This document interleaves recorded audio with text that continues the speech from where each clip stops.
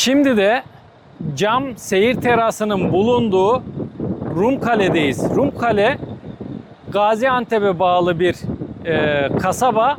Hemen karşı tarafı da Urfa, Halfeti, Irmak'ın bu tarafı, Antep öbür tarafı. Urfa, şimdi iki tarafı gezip göreceğiz. Birazdan tekneyle Halfeti tarafına da geçeceğiz. Ama şimdi seyir terasını hep birlikte görelim. Uçurum bir alana inşa etmişler. Epey korkunç bir yer. Giriş de paralı bu arada. Ama bakımlı bir yer. Gelirseniz zaten buradan tekne turuna çıkabilirsiniz. Hep birlikte önce seyir terasına, sonra Halfeti gezisine başlayalım.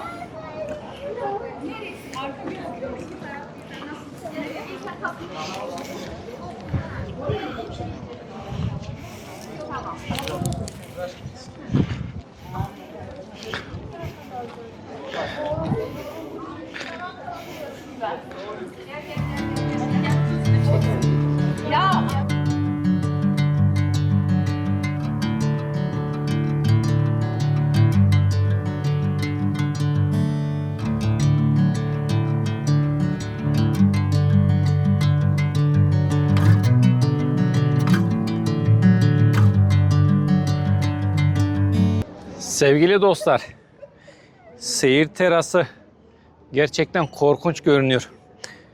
Yaklaşık bir 200 metre, rahat bir 200 metre irtifa var. Dik bir uçurumun kenarına yapmışlar. Yani camlar da en fazla 20 milim kalınlığında. İnsan biraz işkillenmiyor değil. Çok da güzel çekiyor. Görüyorsunuz aşağıda baraj. Barajda da tekneler var. Ama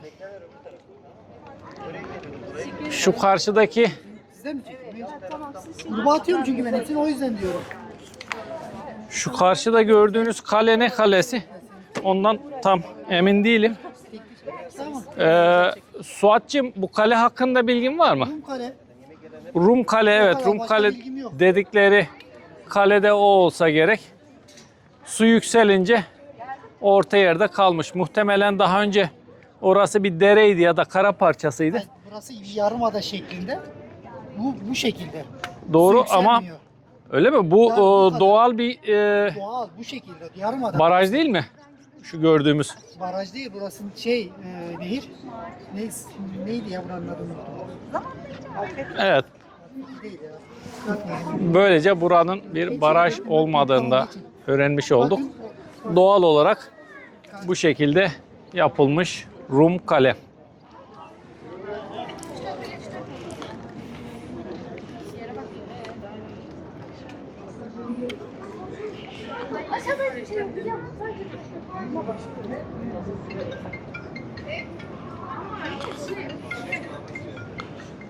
Teşekkür ederim.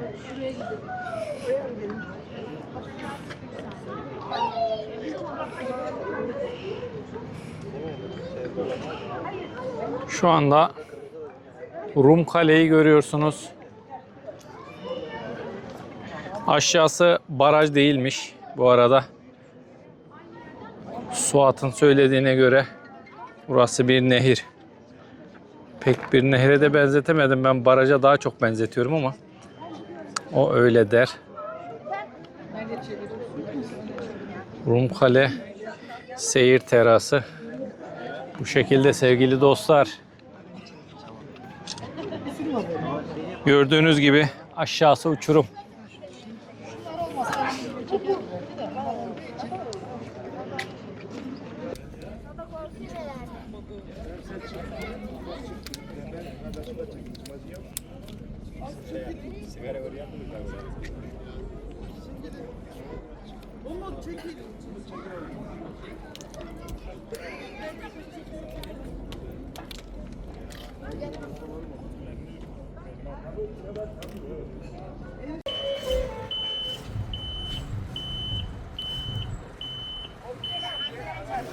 Az önce cam terastan gördüğümüz nehrin kıyısına doğru indik. Burası Antep toprağı ama nehrin karşı kıyısı Urfa toprağı. Nehir ortadan iki ili ayırıyor. Tabi toprağın ayrılmasıyla vizyonda ayrılıyor. Gördüğünüz gibi orada fazla bir şey yok ama bunlar epey bir yatırım yapmış. Su bayağıca derine benziyor. Şimdi tekneye doğru gidiyoruz.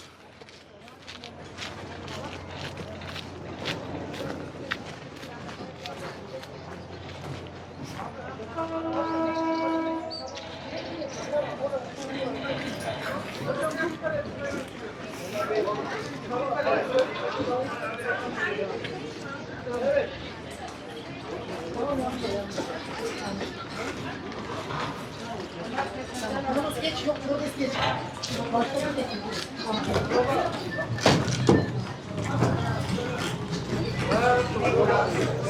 Evet, geç abla. Direkt karşı tekniğe. Evet, direkt karşı tekniğe. Niye Abla baba? geç, halledeceğiz sonra. Sen geç. Evet, geç direkt karşı tekniğe.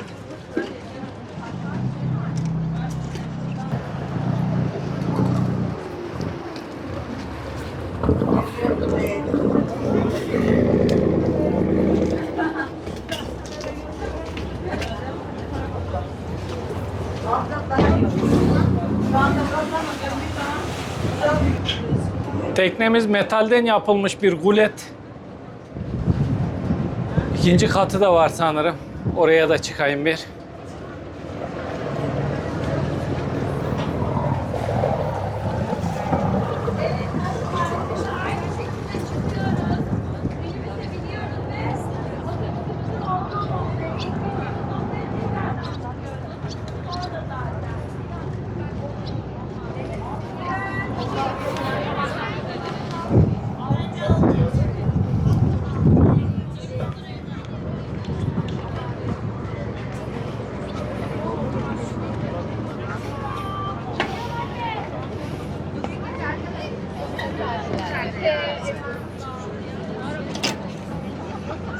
Sizin kanalın adı neydi?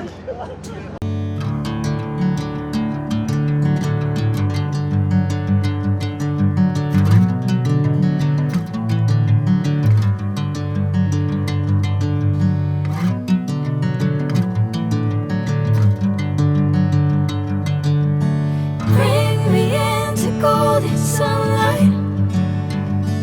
If I'm going with you, I know we'll get to the other side. Sinking in, I know this feels right. Catching a crazy love, moving through me like a wildfire, like a wildfire.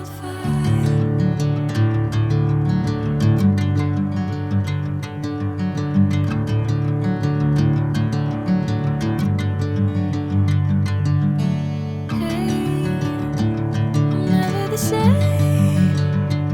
Whenever you're calling my name, I'm taking my sweet time.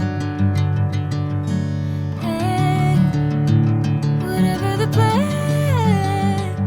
I know I'm holding the best of me out of my hand. I know you always understand. Bring me into golden sunlight. If I'm going with you, I know we'll get to the other side. Sinking in, I know this feels right. Catching a crazy love, moving through me like a wildfire, like a wildfire.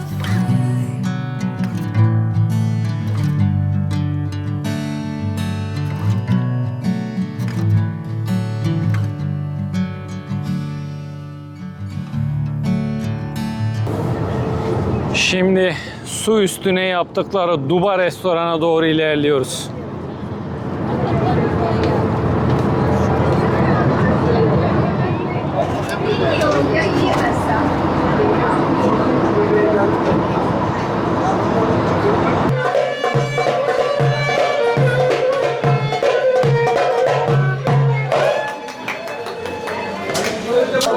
Şimdi de bu Duba restoranda yemeğe geldik. Yemekler kötü görünmüyor. Şu an için salataları getirdiler. Şöyle bir göstereyim size. Bize geliyor mu? Yok gelmiyor. Ben gayet ben kenardan. Şurada bana, sana gelmiyor. Şurada bana geliyor. Bu tarafa geliyor. Buraya yer değiştirelim. Ben alabalık söyledim. 500 TL karşılığında alabalık yiyebilirsiniz bu restoranda.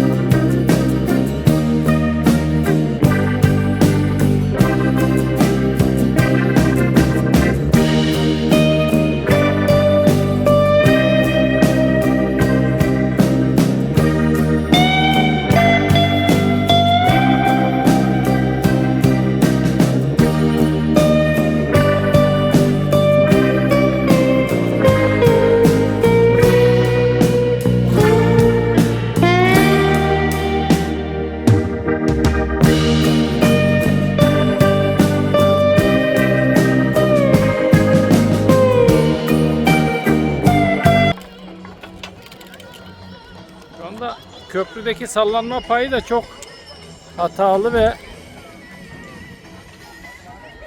yani aşırı bir sallanma yapıyor. Biraz dengesiz.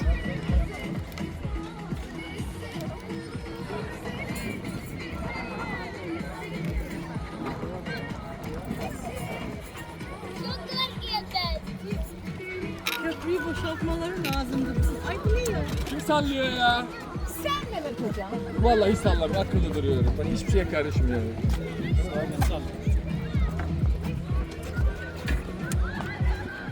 Kontrolsüzce sallanma kopartır.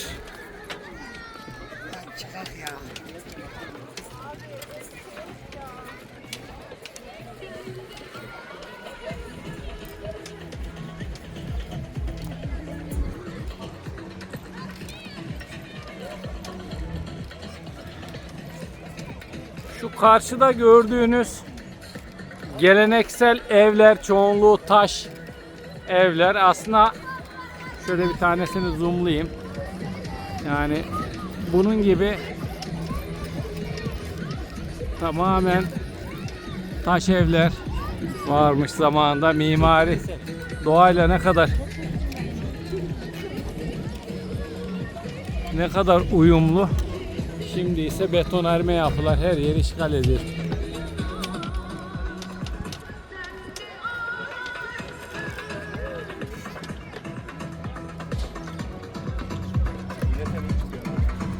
Köprü kontrolsüz sallanıyor. Bu yüzden Hitler'in askerleri gibi küçük bir sallanma bile köprüyü kopartabilir. Geri dönüyorum.